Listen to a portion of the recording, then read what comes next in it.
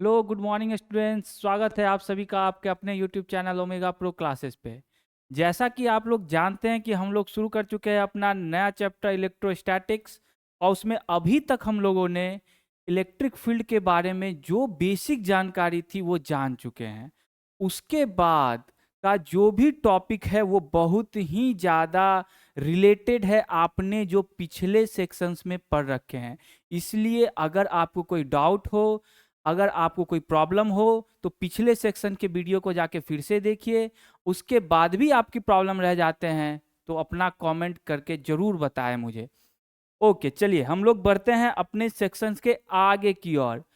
तो जैसा कि हम लोगों ने बताया था कि इलेक्ट्रिक फील्ड निकालने के लिए आपको एक चार्ज डिस्ट्रीब्यूशन, एक सिस्टम की जरूरत पड़ेगी, और उसके रिस्पेक्ट में ही किसी पॉइंट पे आप इलेक्ट्रिक फील्ड जान पाएंगे। तो अब ये चार्ज डिस्ट्रीब्यूशन वाला जो सिस्टम है, उसमें चार्ज किस तरीके से डिस्ट्रीब्यूट हो सकता है, इसको हम लोग पहले देख लेते हैं। तो ध्यान से देखिए कि चार्ज का जो डिस्ट्रीब्यूशन है वो दो तरीके से हो सकता है। एक, अगर आपको कोई बॉडी दी जाए और उस बॉडी पे आपको चार्ज डेवलप करवा दिया जाए, तो आइदर वो चार्ज डेवलप जो होगा वो कंटिन्यूअस वे में आपको अरेंज हो जाएगा, या दूसरा केस ये हो सकता है कि चार्ज डेवलप जो इस बॉडी पे हो वो डिसकंटिन्यूअस वे में आपके ओर आए।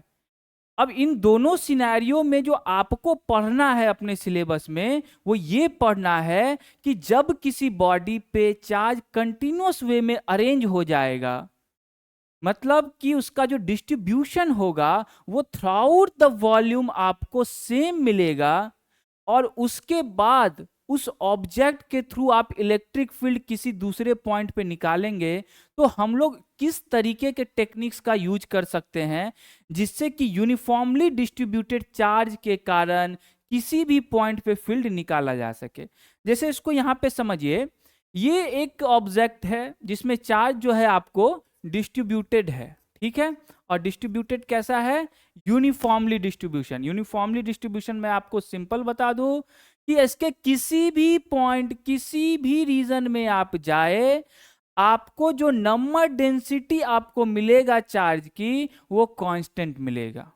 ओके, किसी भी रीजन, चाहे आप इस रीजन में जाए, इस रीजन में जाए, या इस रीजन में जाए, जितना नंबर डेंसिटी आपको पर्टिकुलर रीजन में मिलेगी वो कांस्टेंट रहेगी। और ऐसा अगर किसी सिस्टम में आपको डेवलप हो जाए तो हम उसको बोलेंगे वो यूनिफॉर्मली डिस्ट्रीब्यूशन ऑफ चार्ज रखता है, और उसी को बोलते हैं हम लोग कंटिन्यूअस चार्ज डिस्ट्रीब्यूशन।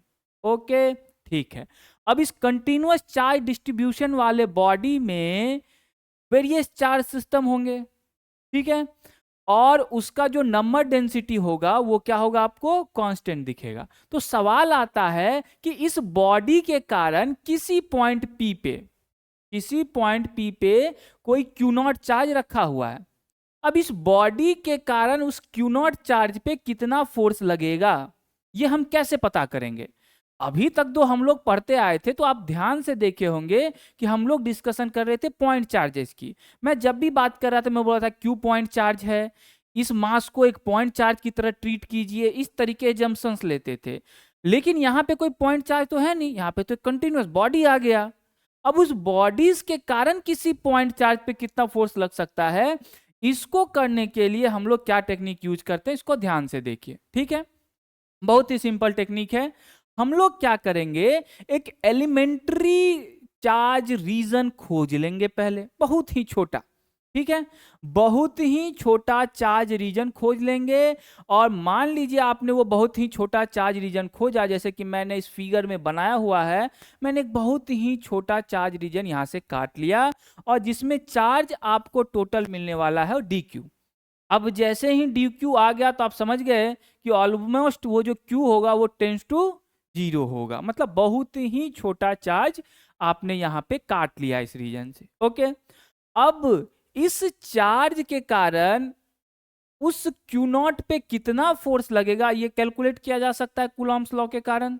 इस डी क्यू चार्ज के कारण इस क्यू नॉट पे कितना फोर्स लगेगा, ये अब क्या किया जा सकता है? कैलकुलेट किया जा सकता है, ठीक है। अब ऐसे ही ये जो dq dq dq various charge जो आपको डिस्ट्रीब्यूटेड है उस सिस्टम में, अगर उन सबको सम कर दिया जाए और फिर उनका फोर्स अलग अलग से निकाल के फिर उन फोर्सेस को भी सम कर दिया जाए, तो आपको टोटल फोर्स आ जाएगा कि नहीं आ जाएगा? मैं फिर से रिपीट करता हूं, इस तरीके के dq चार्ज को आपको क्या करना है, समेशन कर लेना है, और हर dq चार्ज के कारण पॉइंट P पे आपको फोर्स निकाल लेना है और फिर सबको क्या कर लेना है, सम कर देना है, तो आपको F नेट आ जाएगा। ठीक है, ये तो बहुत बेसिक सी जानकारी है, आप लोग भी समझ सकते हैं। अब जब dq जैसे एलिमेंट्री बहुत ही छोटा सा चार्ज आपने लिया है, तो आप ये भी समझ सकते हैं कि ये जो बड़ा बॉडी है इसमें infinite number of dq system होंगे। अब जब infinite number of dq system होंगे तो आप इनफाइनाइट समेशन तो नहीं कर सकते 1 by 1 1 by 1, वो तो बहुत ही अव्यवहारिक हो जाएगा। इसी के लिए हम लोग यूज करते हैं इंटीग्रेशन का। ओके, अब इंटीग्रेशन करने से होगा क्या, एक तो ये कंटिन्यूअस चार्ज डिस्ट्रीब्यूशन है, जितना इस रीजन में आपको चार्ज दिखा वही इस रीजन में भी आपको चार्ज दिखेगा। तो जिस रीजन में आपको चार्ज कांस्टेंट मिल रहा है उसके लिए आप बहुत ही आसानी से इंटीग्रेशन का यूज करते हुए टोटल जो फोर्स लगेगा उस क्यू नॉट चार्ज पे आप पता कर सकते हैं। सिंपल, हम लोग भी यही किए हैं। पहले dq चार्ज के कारण जो फोर्स लग रहा था जिसको मैंने df नाम दिया है वो क्या होगा, k 1/4 pi epsilon naught q naught dq by r square. Clear, इस dq चार्ज के कारण लगा। अब मैं करना क्या चाहता हूं, इसका इंटीग्रेशन कर देता हूं for whole body, for whole body, इस पूरे बॉडी के लिए इसका मैं क्या कर देता हूं, इंटीग्रेशन कर देता हूं। ये क्यू नॉट तो भाई कांस्टेंट रहेगा, वो आ जाएगा बाहर, बच क्या जाएगा आपका dq। ये जो dq होगा अगर आप इसका इंटीग्रेशन कर देते हैं फॉर होल बॉडी के लिए तो आपको F टोटल मिल जाएगा कि नहीं मिल जाएगा, मिल जाएगा। तो बहुत सुंदर है ये कॉन्सेप्ट कि जब आपको कंटिन्यूअस चार्ज डिस्ट्रीब्यूशन दिया रहे और एक बॉडी के कारण किसी पॉइंट सोर्स पे आपको चार्ज के कारण फोर्स निकालने के लिए दिया जाए, तो फोर्स आप कैसे निकालेंगे, उस एलिमेंट्री dq चार्ज से फोर्स निकाल लेंगे और उस dq चार्ज को फॉर होल द बॉडी आप क्या करेंगे, इंटीग्रेट कर देंगे, जैसा कि हमने यहाँ पे किया है। अब यहाँ से dq का अगर इंटीग्रेशन आ जाएगा और इस पे ओवरऑल चार्ज मान लीजिए q है, तो ये इंटीग्रेशन कुछ ऐसा दिखने लगेगा कि नहीं दिखने लगेगा, q naught by 4 pi epsilon naught, और dq का इंटीग्रेशन क्या हो जाएगा, q बाय r स्क्वायर। कोई दिक्कत, क्योंकि ये जो dq को आप फॉर होल बॉडी जैसे इंटीग्रेट करेंगे तो टोटल चार्ज आ जाएगा कि नहीं आ जाएगा। ठीक है, तो ये जो टेक्निक है ये कंटिन्यूअस चार्ज बॉडी के लिए हम लोग यूज करेंगे, लेकिन इसमें एक आपको समझ में ध्यान से देना होगा कि ये जो इंटीग्रेशन किया गया है किसके लिए किया गया है, चार्ज सिस्टम जो कंटिन्यूअस हो। अगर चार्ज सिस्टम डिसकंटिन्यूअस होगा तब ये काम करना आपको मुश्किल हो जाएगा, क्योंकि तब जो आप dq को इंटीग्रेशन कीजिएगा तो आपको q चार्ज मिल जाएगा फॉर द डिसकंटिन्यूअस चार्ज। ये कहना थोड़ा सा मुश्किल होगा क्योंकि उसमें आपको डिसकंटिन्यूटी रहेगी चार्ज की।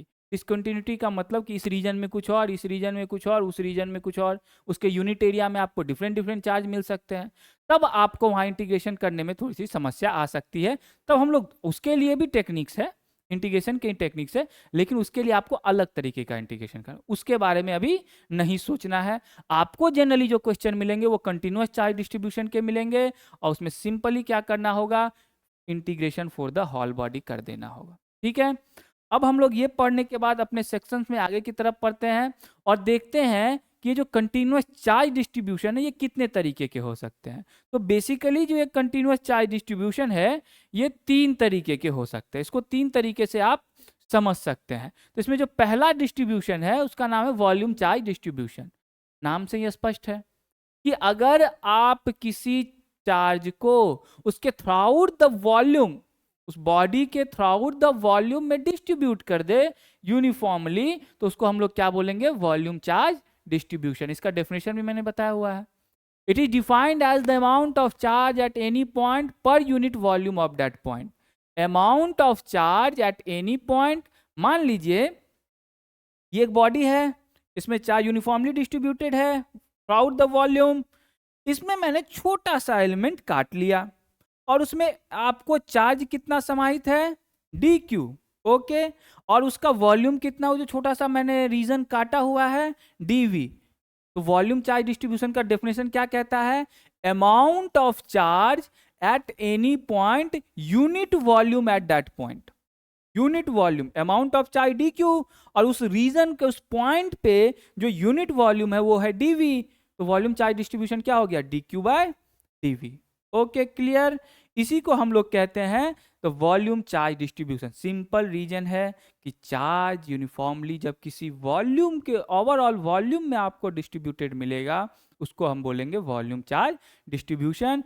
और वॉल्यूम चार्ज डेंसिटी जो है वो क्या होगा, d q by d v. Okay, clear. यहां से volume charge density d q by d v, और डिनोट कैसे करेंगे इसको, रो के साथ।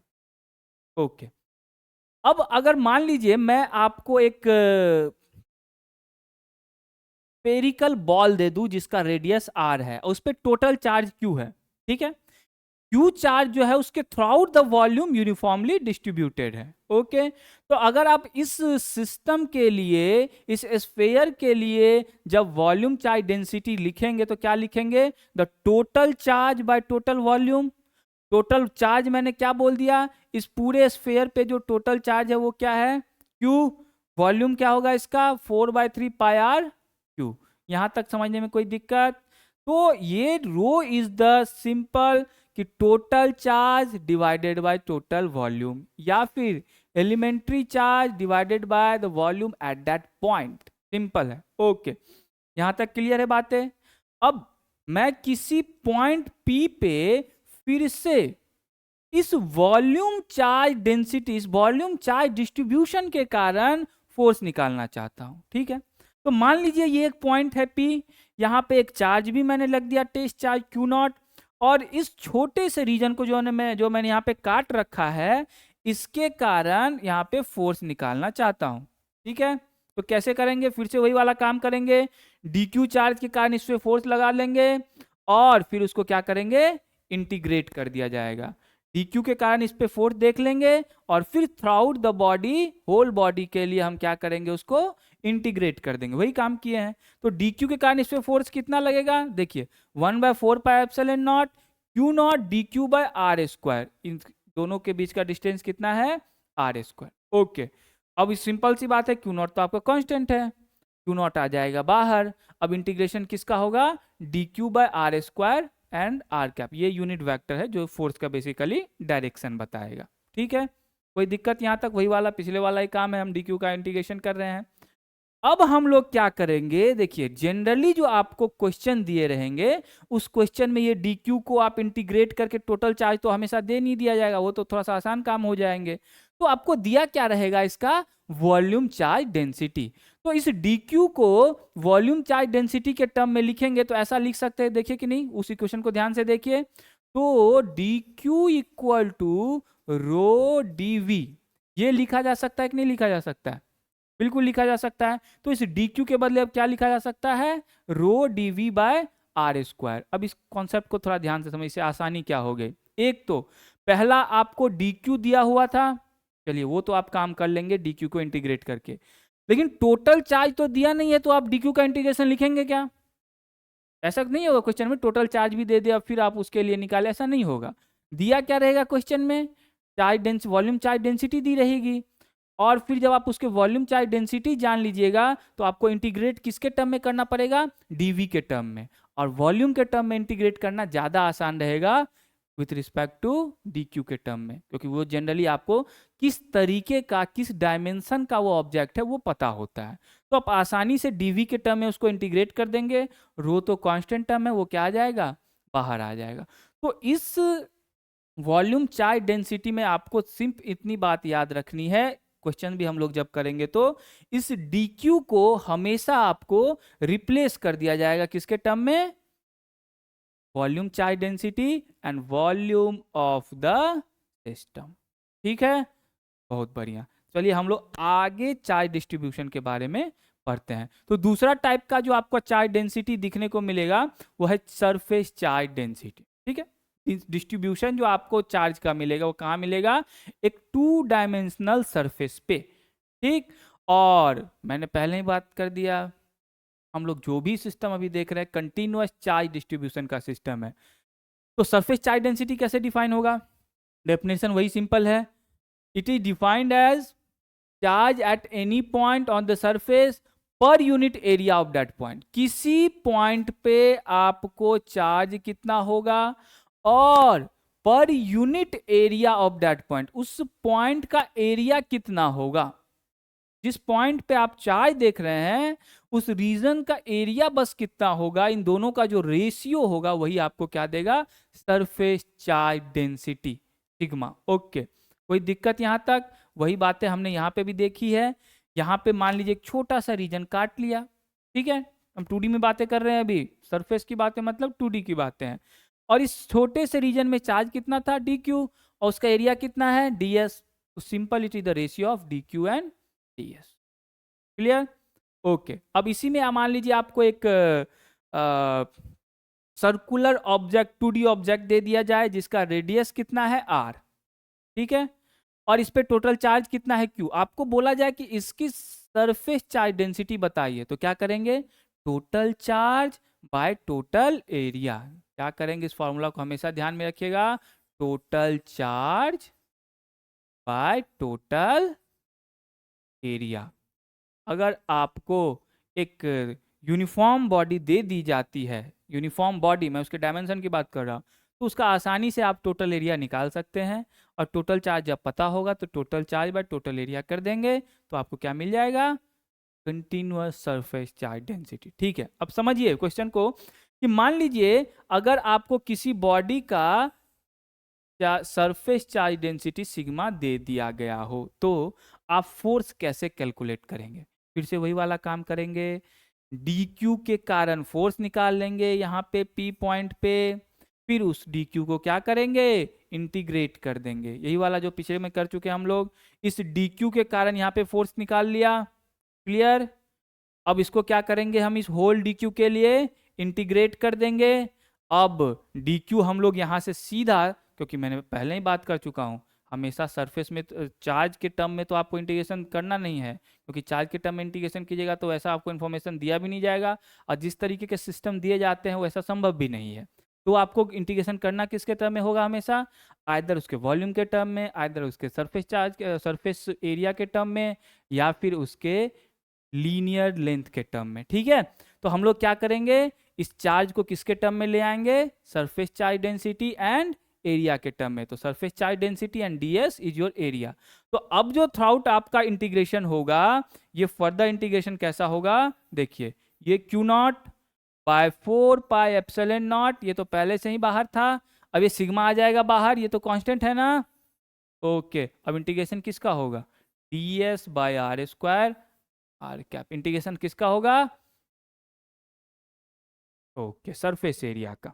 चलिए, ये बातें समझ गए कि अगर हमको सरफेस चार्ज डेंसिटी दी रही तब किसी पॉइंट पे फोर्स कैसे निकालना है, तो सिंपल है, क्यू नॉट जिस पे फोर्स देख रहे हैं हम लोग, इंटू सिग्मा जो इसकी चार्ज डेंसिटी है, इंटू के, और इंटीग्रेशन किसका कर देना है, ds बाय r स्क्वायर का।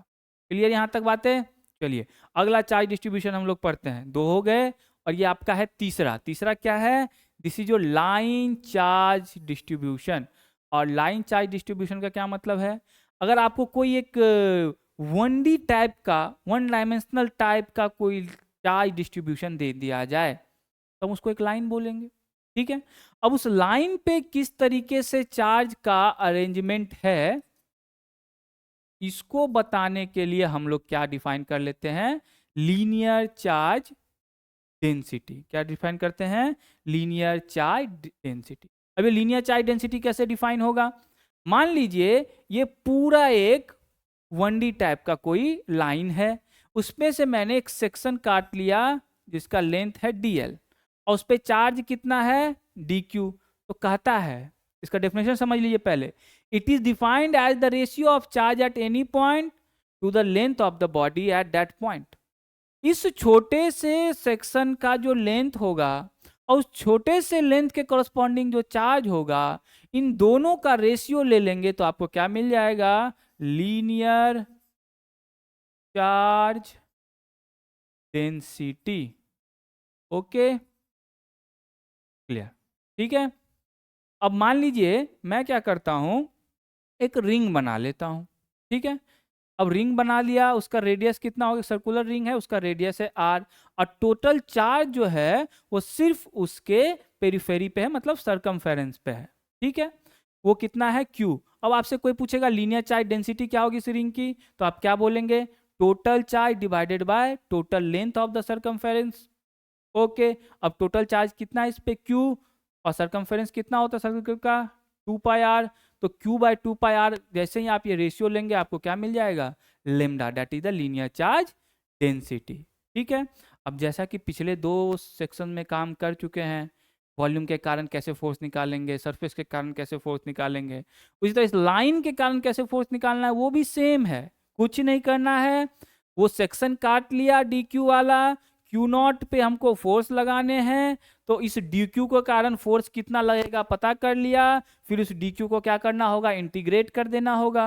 अब ये सिस्टम तो है लीनियर, तो किसके चार्ज में इंटीग्रेशन होगा, लीनियर चार्ज डेंसिटी के टर्म में। फिर इस डी क्यू को हम लोगों ने क्या किया, लेमडा डीएल से रिप्लेस कर दिया, ठीक है।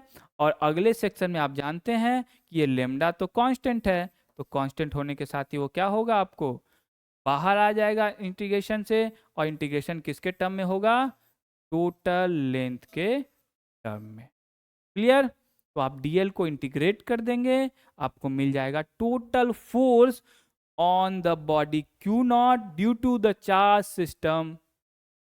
ओके, चलिए, तो बेसिकली इन तीनों को ध्यान में रखना है।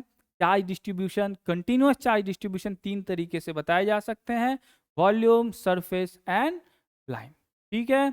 अब इसके रिगार्डिंग जब हम लोग ये पढ़ लेते हैं, इसके बाद हम कुछ क्वेश्चन करेंगे, तब आपका ये जो कॉन्सेप्ट अभी भी बताया है चार्ज डिस्ट्रीब्यूशन का, वो ज्यादा क्लियर होगा, ठीक है। तो अब हम लोग क्वेश्चन की तरफ बढ़ते हैं। ये क्वेश्चन आपको दिया गया है, ये क्वेश्चन क्या है, एक इनफाइनाइटली लॉन्ग कोई वायर है, ओके, एक वायर है इनफाइनाइटली लॉन्ग, ठीक है, और इसके जस्ट सेंटर पे, ये पॉइंट मान लीजिए उसका मिडल पॉइंट है, ये ओ जहां पे आपको लिखा गया है, इसके जस्ट एक्सियल पॉइंट पे आप देखिए एक पॉइंट है पी, एक्सियल एक्सिस देख लीजिए, उस पे एक पॉइंट है आपको पी। तो कहा जा रहा है कि इस लाइन चार्ज के कारण जो इनफाइनाइटली लॉन्ग है, इस पी पॉइंट पे आपको इलेक्ट्रिक फील्ड निकालना है, और ये भी दे दिया है कि इसकी जो लीनियर चार्ज डेंसिटी है वो कितनी है, लेमडा है, ठीक है। इस पूरे चार्ज डिस्ट्रीब्यूशन के कारण इस पी पॉइंट पे हमको निकालना है electric field, total electric field क्या होगा। तो सबसे पहले आप लोग अपना वीडियो पॉज कर लीजिए, क्वेश्चन पढ़ लीजिए, पढ़ने के बाद खुद से करने का ट्राई कीजिए, और नहीं हो तब तो मैं हूं ही। ओके, तो हम लोग इसको देखते हैं कि हम लोग इसको कैसे करेंगे, कैसे इसको सॉल्व किया जा सकता है। देखिए, इसको सॉल्व करने का तरीका क्या है, वही वाला काम करेंगे जो अभी अभी हम लोगों ने पढ़ा है, ठीक। पहले तो ये वायर है इनफाइनाइटली लॉन्ग, बहुत लंबा। अब उसके चक्कर में हमको करना नहीं है कि लंबा है तो हर एक पॉइंट से अब फील्ड निकालेंगे, फिर उसको ऐड करेंगे, फिर टोटल फील्ड निकलेगा, ये काम तो कर नहीं सकते, ये तो लगभग इम्पॉसिबल काम है। तो हम लोग सहारा किसका लेंगे, फिर से कहीं ना कहीं चार्ज डेंसिटीज का सहारा लेंगे, और फिर उनका इंटीग्रेशन करेंगे, वही काम करना है। तो सबसे पहले हम लोग सेलेक्ट कर लेते हैं एक छोटा सा इनफाइनाइटेसिमली स्मॉल लेंथ, ठीक है। उसका लेंथ का नाम दे देता हूं मैं dx, ठीक है, कोई दिक्कत। और इस लेंथ के कॉरस्पॉन्डिंग जो चार्ज आ जाएगा आपको, उसका नाम दे देता हूं dq। ये काम कर लिया आपने, एक छोटा सा लेंथ चूज कर लिया, इसका लेंथ आपको dx है, और उस dx में कितना चार्ज समाहित है, dq, क्लियर, ओके। और इस O पॉइंट से इस ds जहां पे आपने चुना है, उसका लेंथ है x मान लेते हैं, ठीक है।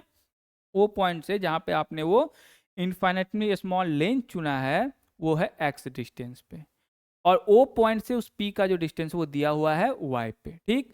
सबसे पहले हम क्या करेंगे, इस पॉइंट चार्ज के कारण इस P पॉइंट पे आप इलेक्ट्रिक फील्ड निकाल लेंगे।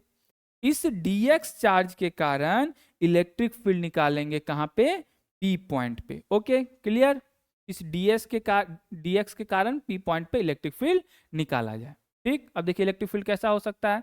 ये पॉजिटिव चार्ज है, अब इलेक्ट्रिक फील्ड यहाँ पे मान निकालना चाहेंगे तो यहाँ +1 कूलम मानना पड़ेगा। तो ऑब्वियस सी बात है, इसका डायरेक्शन जो होगा ये away from that charge body होगा, ये ऐसे होगा। ठीक है, इसको मैं नाम दे देता हूँ D। कोई दिक्कत? ठीक है। और ये जो होगा अवे, ये इसके लाइन ऑफ फोर्स के थ्रू ही होगा। ठीक, दोनों का जो लाइन मिला रहा होगा दोनों पॉइंट चार्जेस को, उसके अलोंग होगा। हम ये मान लेते हैं कि ये जो आपको वर्टिकल के साथ ये D है वो थीटा एंगल बना रहा है। कितना एंगल बना रहा है? Theta angle. अब आप वेक्टर का कॉन्सेप्ट तो पहले से ही जानते हैं। जैसे ही इसके D का थीटा एंगल बन रहा है वर्टिकल के साथ, तो ऑब्वियस सी बात है ये एंगल 90 माइनस थीटा होगा। तो इसको हम लोग कंपोनेंट में सबसे पहले ब्रेक कर लेते हैं। तो ये कंपोनेंट हो जाएगा DE cos थीटा और ये कंपोनेंट हो जाएगा DE sin थीटा। क्लियर यहाँ तक? इलेक्ट्रिक फील्ड जो इस पॉइंट के कारण हमको P पॉइंट पे देखने को मिल रहा था वो मिल गया DE cos theta and DE sin theta. यहाँ तक की बातें क्लियर हो गई? ओके, कोई दिक्कत नहीं है? दिक्कत। और हमको दिया क्या है? Linear charge density lambda. Lambda कैसे डिफाइन होता है? dq by dx। अभी देख चुके थे ना जस्ट इसके पिछले सेक्टर में, lambda equal to dq by dx। ठीक है, ये हमको दिया हुआ है कि लीनियर चार्ज डेंसिटी इसकी क्या होगी?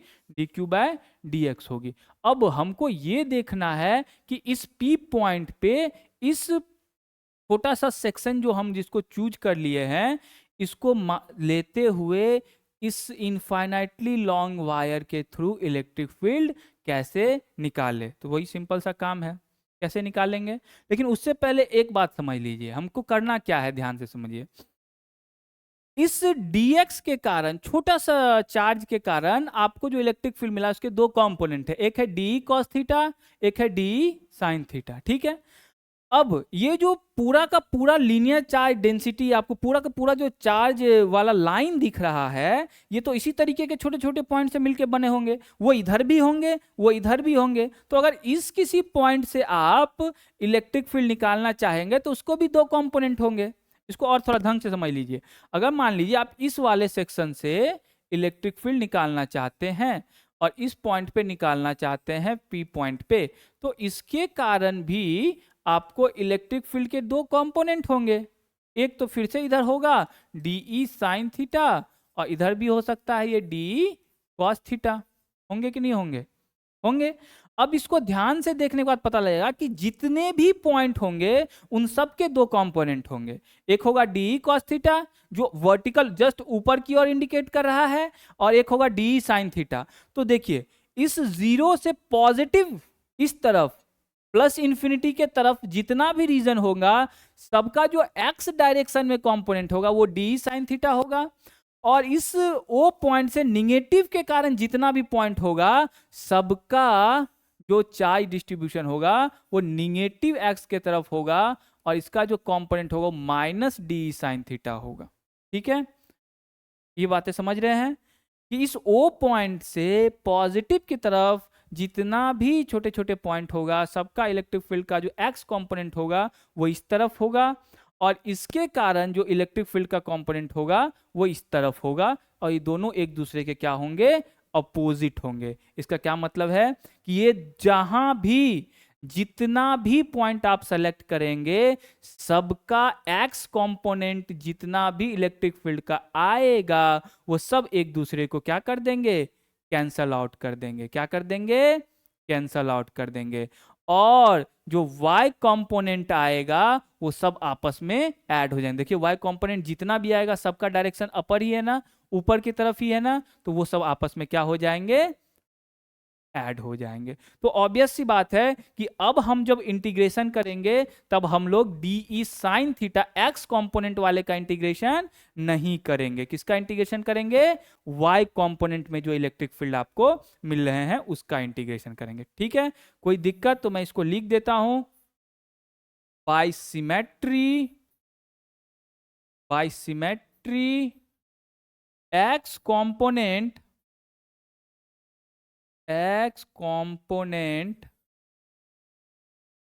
of electric field cancel out each other.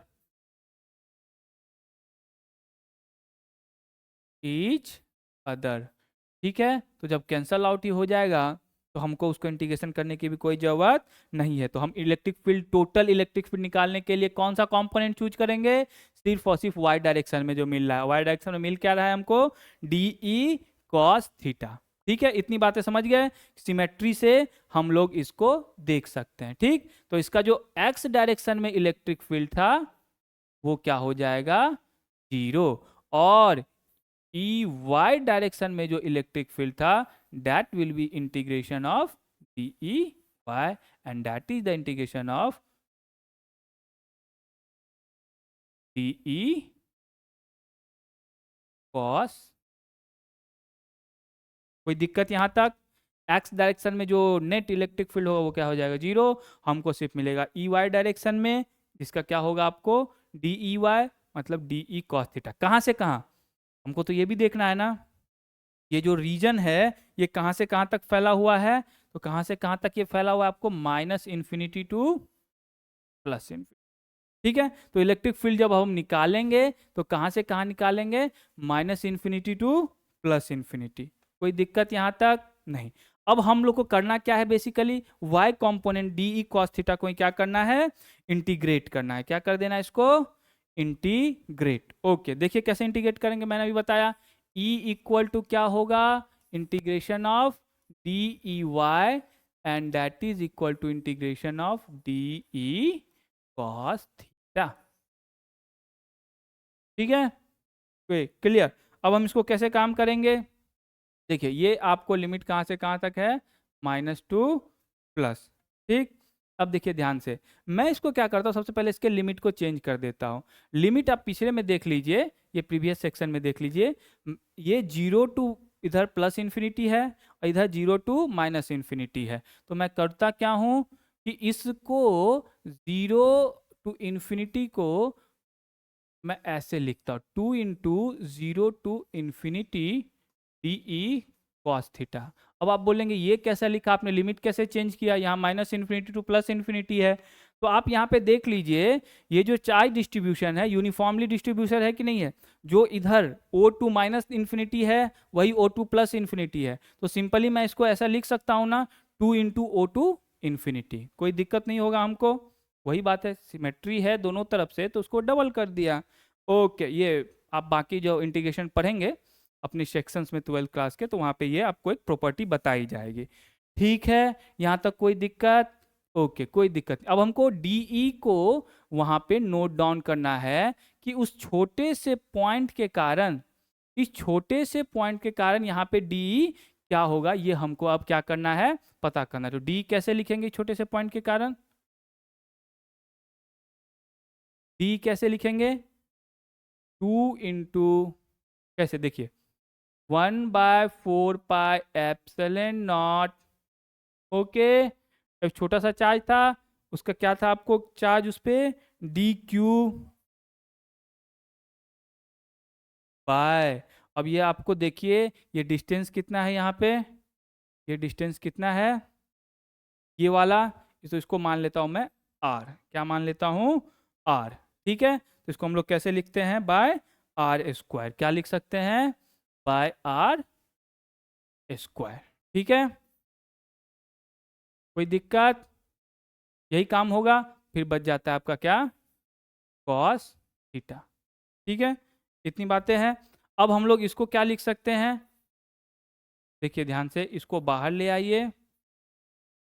4πε0 को कहाँ से कहाँ? ये 0 टू इन्फिनिटी। डी क्यू के बदले हम क्या लिख सकते हैं? लेमडा dx, चार्ज डेंसिटी वो है, तो आपको क्या लिख सकते हैं लीनियर चार्ज डेंसिटी के टर्म में? Lambda dx and into r square. अच्छा, एक काम कीजिए, r को भी आप इस टर्म में लिख लीजिए। देखिए यहाँ पे जो प्रीवियस सेक्शन है आपका, यहाँ पे देखिए ये एक राइट एंगल ट्रायंगल जैसा दिख रहा है, तो इस आर जो ये डिस्टेंस आपको है उसको वाई और एक्स के टर्म में लिखा जा सकता है। तो यहाँ से आर स्क्वायर इक्वल टू आप ये लिख सकते हैं ना, y square plus x square, ये किया जा सकता है ना।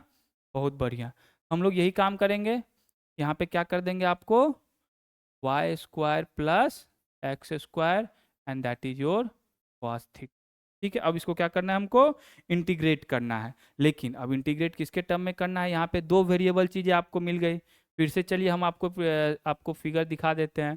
यहाँ पे दो वेरिएबल चीज़ें दिख गई। जैसे जैसे ये चार्ज का आप ये रीजन आगे बढ़ाते जाएंगे वैसे वैसे थीटा भी चेंज होगा, वैसे वैसे आपको dx भी आपको चेंज हो रहा है। दो दो वेरिएबल देखने को मिल रहे हैं यहाँ पे, एक तो ये dx और दूसरा वो थीटा, ये दोनों आपको चेंज होगा।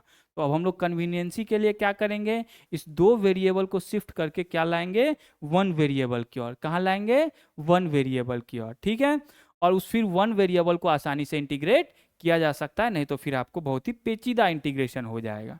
ठीक है, हम लोग क्या करते हैं इसके लिए, प्रीवियस सेक्शन में जो आपको ये फिगर था इसमें ध्यान से देखिए, एक काम कर सकते हैं कि नहीं कर सकते हैं, इस x को इस किसी तरीके से थीटा के टर्म में लिखने का प्रयास करते हैं। किसके टर्म में, थीटा के टर्म में लिखने का प्रयास करते हैं। तो कैसे लिख सकते हैं देखिए, तो यहाँ ध्यान से देखिएगा, इस ट्रायंगल को ध्यान से देखिए। ऐसा लिख सकते हैं ना, x equal to y tan theta. देखिए ऐसा लिखा जा सकता है, x इक्वल टू वाई, ये वाला एंगल भी तो थीटा है ना, यहाँ पे टेन थीटा लगाइए, x by y equal to tan theta होगा, तो एक्स इक्वल टू क्या होगा, वाई टेन थीटा लिखा जा सकता है ना। ठीक है, तो हम लोग यहाँ पे क्या लिखते हैं देखिए ध्यान से, x equal to y tan theta.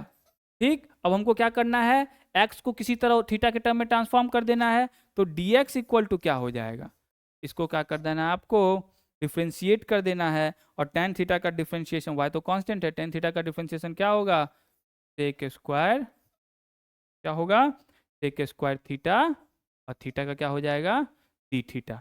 तो dx आपको ट्रांसफॉर्म हो गया, कोई दिक्कत यहाँ तक। और x के बदले में हम टेन थीटा के टर्म में लिख सकते हैं। तो इसको थोड़ा सा और सुविधाजनक रूप से हम कैसे कर सकते हैं वो ध्यान से देखिए। हम इसको लिख सकते हैं 2/4 पाई एप्सिलॉन नॉट। ठीक है, अच्छा यहाँ लिमिट देख लीजिए, 0 टू इन्फिनिटी था। इसके लिमिट पे भी ध्यान देना होगा। ये लिमिट 0 टू इन्फिनिटी तब था जब आप dx के टर्म में इंटीग्रेशन कर रहे थे। अब आप लेंथ को बदल रहे हैं किसके टर्म में, एंगल के टर्म में। तो इस लिमिट को भी क्या बदलना पड़ेगा आपको, एंगल के टर्म में लाना होगा। कुछ नहीं करना है, इसके लोअर लिमिट में इसका वैल्यू रख के देख लीजिए। देखिए एट, ध्यान से देखिए, at x equal to zero, x equal to zero अगर होगा तो tan थीटा इक्वल टू क्या हो जाएगा, देखिए तो जीरो, और थीटा इक्वल टू क्या हो जाएगा, जीरो। ये होता है ना। ठीक है, अब दूसरा बात क्या कर देना है, x इक्वल टू पुट कर देना है आपको कितना, इन्फिनिटी x। अब आप इन्फिनिटी पुट किए, tan थीटा आपको कितना हो गया, one.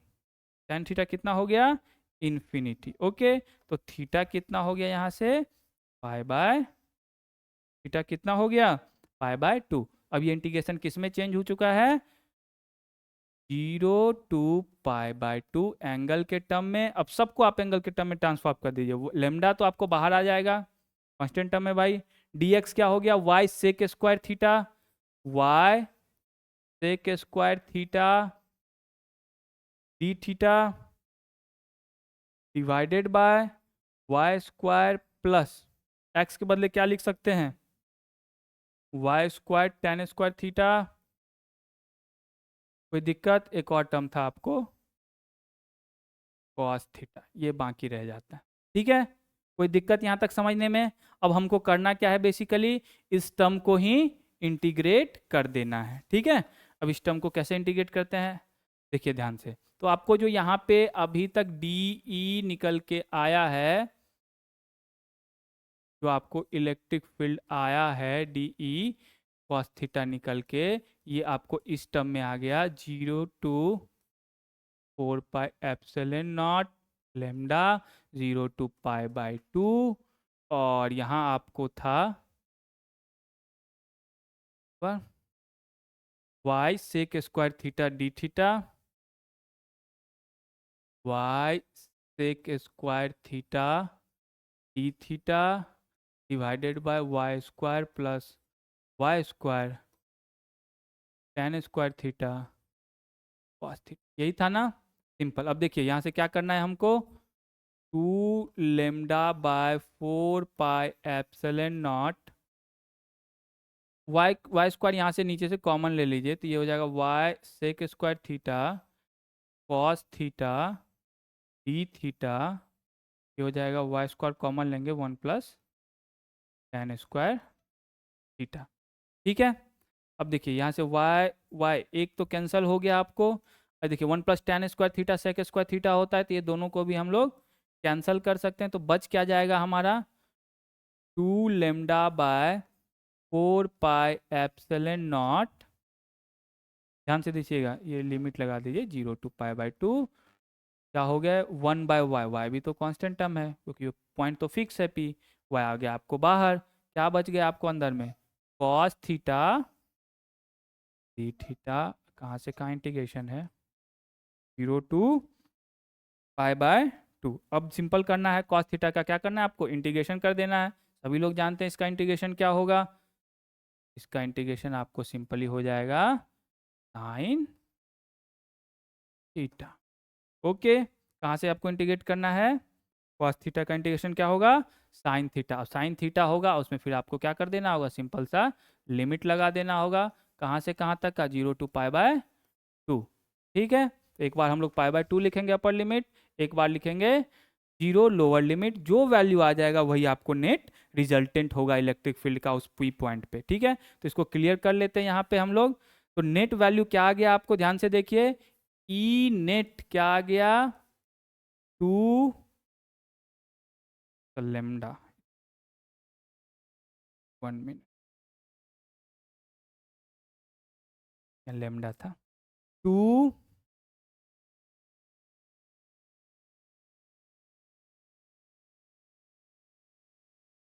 λ/4 pi epsilon not Y. अब साइन π/2, साइन 90 1, साइन 0 0, तो दिस, तो इलेक्ट्रिक फील्ड आपको कितना आ गया, 2 λ/4 pi epsilon not Y. This is your total electric field find at the point P। ठीक है, यही आपको टोटल इलेक्ट्रिक फील्ड है, जो ये इस क्वेश्चन में जो आपको ये दिख रहा था, ये जो P पॉइंट दिख रहा था, एक लीनियर चार्ज डिस्ट्रीब्यूशन के कारण जो इनफाइनाइट लंबा है, उसका के कारण इस P पॉइंट पे जो इलेक्ट्रिक फील्ड होगा उसका आपको यहाँ पे डेरिवेशन दिख रहा होगा। वो डेरिवेशन क्या आ गया है, 1/2 π/ε0 वाई।